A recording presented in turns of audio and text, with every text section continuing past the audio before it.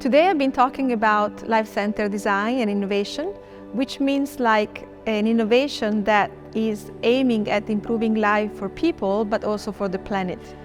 So how can we create new systems that not only take energy and resources from the planet, but actually take care of returning that into the planet and possibly evolving it in something better. When we design something just thinking of people in mind or the customer, then we make sure that we design something that this person or this customer likes, and we do co-creation, we ask questions, we do focus groups or like questionnaires and surveys to make sure that we land on something that that person will enjoy. Collaborating with nature has the same power of like starting to co-create solutions that are both good for people, but also for the planet.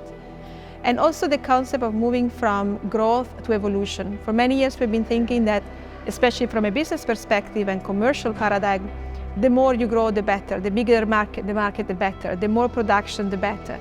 But we know we live in a limited set of resources, so we should really shift into business thinking and business modeling and ways of operating that have evolution at the core of life.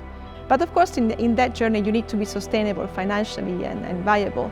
And those things are not like disconnected from each other. They are codependent, because if you have a strong business model and if you can be viable, then your impact will be secure, then you can actually create that positive impact that you are set out to do. And this is a call for everyone, really, not just for businesses, and it's a call for everyone, teachers, individuals, families, professionals of all sorts, to really understand in the everyday life what are the small changes that can make to create a big collective impact. And that has also been the work we've been showing today here at CBS.